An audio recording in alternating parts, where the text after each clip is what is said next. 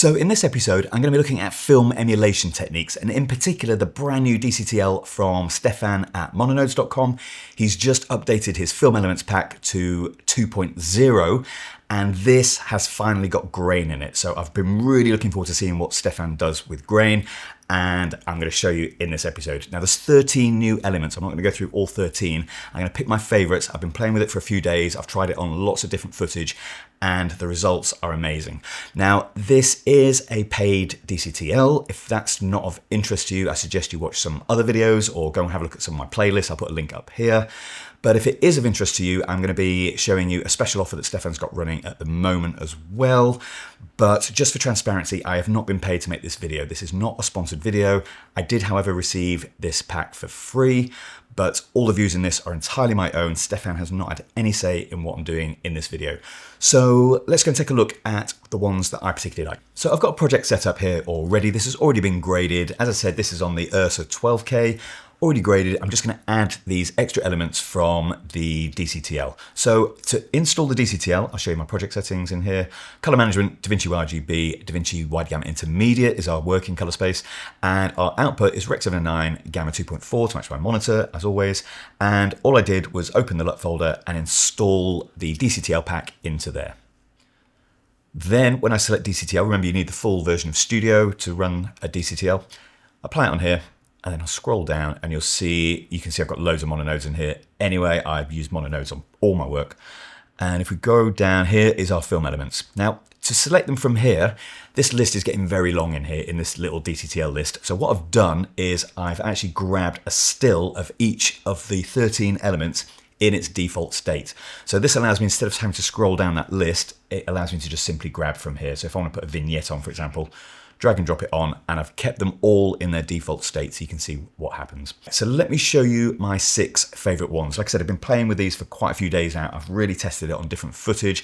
This is 12K footage, okay? The playback on these is fantastic. So let's start with the dirt, and it's called dirt hair. So I'm going to drag the hair. I'm going to drop it on. This gives me the default setting for that. I'm going to press Shift and F each time so you get a nice full screen and you can see what I'm playing with down here. So let's play this through. Okay, now it's hard to see any hair in there, and that is because the hair is only going to appear every now and again. I've just saw one there, and there it is, and it looks absolutely great. Now, if you want to set up the hair length and you can do all the how frequent it runs, all this is listed down here: frequency, length, variation, thickness, blur. I'm not going to read all these out. It's pretty obvious how it works, but an easy way than having to find a frame to work on is you just say fill the screen with hair, and you can even then put a grey background on so you can see what's going on. This allows you to set up how you want that hair looking. Now I'm going to zoom in because the hair elements in here look really smart. I've seen some hair where it's very pixelated, and also you get a kind of glow around it. There's all sorts of weird things happening. This is just really good organic hair. It's been really well made. So let me take the grey background off. And let me change that. Let me find a frame with some hair in it. There as well. Right. Now you've got this really nice blend mode on it as well, so it looks really natural, and that is here. You can change to black hair as well. With black hair, you really want to change this to be multiply, but I'm going to choose the white hair here, and that's it. It's good to go. It just looks fantastic. So that is the hair option. I'm going to show you the same dirt, but with spots this time. So I'm going to overwrite that one. You can obviously build these up together. If you're doing that, you want to put them in serial. Don't put things like texture in as parallels. You want this going as serial. Now these are great. These look fantastic. Let me just play that through. Yeah, you can just see them flicking on and off there. Really cool, really organic. They look really natural. And you can change the colors. You can have black and white mixed. And at the top here, you'll see that you've got your frequencies for white, and down here you've got your frequencies and your sizing and the blurring and all that for the black spots. But the shape of them is fantastic. They're really very realistic looking. So that's those. Now you can again fill the screen and put the dirt on, so you can play around with the sizing and how you want them to look. And just show you, we're getting real-time playback, so it's 24 frames a second. That's playing back quite happily. Bear in mind, this has already got a grade on it, so there's elements already in here. I've even got Mononodes density going on this shot as well, so it's playing back absolutely fine. So the next one I want to show you is flicker. I really like how this one works. I'm going to go to this shot here for this one. I'm going to drag and drop it on. And what it's doing, it's probably easy to show you actually. In here, there's a grayscale ramp. Check your transfer function. By the way, this is set to Arri log C3. I want this to be DaVinci Wide Gamut Intermediate, but there are many options in there. And if I play this through, you'll see what's happening. We're getting a really nice subtle flicker. So if I show you that on the image by Shift F, let's take that off and press play. Okay, it's pretty subtle. These are really subtle when you go by default, but actually I like that. I don't want them to be hard, but I'm just going to increase it a little bit so you can see what's going on. Okay, yeah, you can just see that flickering going on there. Really subtle, but it's really great effect. I've not seen anyone do that well, actually. And if you go to the mononodes.com website, there is a full list in there of exactly what these are doing, what each one's doing. I don't want to sit here and show you 13 different film elements. We've got grain. I'm going to save that for the end. This is my favorite one. And another one of my favorites, obviously, Halation. Let's have a look at what Halation's doing. So drag and drop that on. Let's go to our full screen mode. Remember, the transfer function needs changing here. It's defaulting to Arri log C3. We're in DaVinci Wide Gamut Intermediate, so make sure you're in the right one. This is pretty obvious. This is giving us really subtle halation straight away. I don't actually need to change anything in here, but let me show you it on and off. It's probably, actually, that is quite heavy. So I can either do a global blend back, or we can just pull the size down and maybe lift the threshold up so it takes a little bit longer to kick in. But that is giving us really, really clean, lovely halation.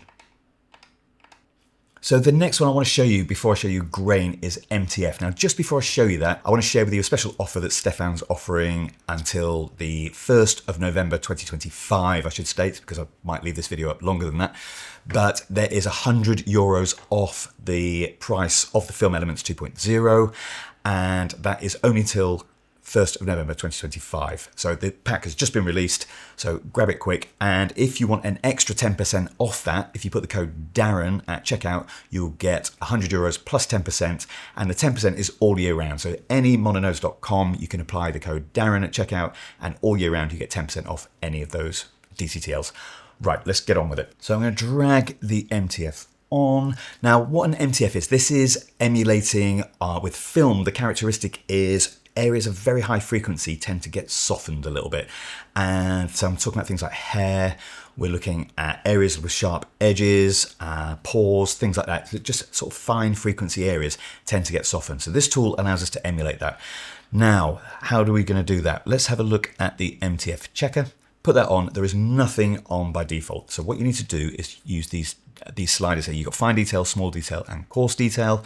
Moving to the left softens, moving to the right will sharpen those textures, and fine being our high frequencies. So what I'm going to do is bring that down because I want to soften these. And just to highlight it, I'm going to make my coarse detail a little bit sharper. So this is what's being affected. So particularly around here is where we're going to get our biggest effect. So I'm going to take that off. I'm going to zoom. Now you've got to zoom right in. This is a really subtle effect. What we're trying to do is soften, but not make the image look out of focus. It's not like a blur. So let me just enable and disable that. You can just see that happening on the eyelashes there. So we're not blurring. We're just softening off the frequency areas. And that is great. Now look at the pores even as well. I hope that's coming across on YouTube. I'm just going to exaggerate it a little bit more, just so you can see it. But this is just fantastic MTF. Now to set this up manually is quite a lot of work. So the fact we've now got a DCTL to do it is great. So the last few in here, we've got reframe, vignette edge, vignetting. We've got a chromatic aberration here. The reframe, by the way, just does output blanking, but it's got a few more options than you get with DaVinci Resolve. And dirt spots I've shown you, but I've saved the best till last. This is fantastic. This is the best grain I've used to date. This is, I'll just show you. I'm going to drag and drop it on. Let's go full screen. I don't need to do anything. It looks fantastic. Oh, I do need to change the transfer function. And I'm going to play that through. Obviously, you need to play grain. And I'm still getting real-time playback here. Bear in mind, I've got other grading elements already on this. This is the full grade. And it just looks great. Let me show you on a grayscale. See what's going on. And obviously, I do have options to change things in here. So, for example, taking a bit of grain out the shadows is normally quite nice to do. I'm going to take that off. Let me zoom in so you can see what's going on. And also with this grain, when you change your timeline resolution, the grain will transfer correctly. So if you're working in HD or 4K, it will look correct. I'm just going to play this clip back a few times and just show you how organic it looks. Some of the grains I've worked with look like they're literally sat on top of the image like an overlay. This one really feels like it's part of the subject. Let me just show you quickly how I would apply a few together. So let's start with that grain. Now the grain, you could technically put this at the front of the operation. I tend to work it at the back, but have a little play around, see what you think. I'm going to do Option S, I'm going to add another node, and let's put a bit of halation on there, why not? And again, I'm going to go to my full screen. Let's just make sure that's on DaVinci Wide Gamut. This is what's a good idea to make these as presets. Actually, I should have changed them to DaVinci Wide Gamut when I saved it as a preset still. That would be a good idea. I'm going to do that when I finish this episode. And so there's my halation. And then you put as many of these on as you want. Then all you got to do, if you want to, is highlight them together, right click, and you can say create compound node. And this can be my film elements. Then to go in there and edit any of that, right hand click and just say show compound node. And there's my film elements. So I'm sure you'll agree with me, this is a really well-crafted DCTL. Stefan's done an absolutely fantastic job on this. Don't forget you get €100 off until the 1st of November 2025. You get an additional 10% off that as well if you put the code Darren at checkout. If you're watching this after November the 1st, you can apply the code Darren at checkout to get 10% off any of the DCTLs at mononodes.com. I'd like to say thanks to Team 2 Films for the footage, and I really can't wait to get playing with this. I can't wait to put that grain on an actual project. Look after yourselves, and I'll see you in the next episode.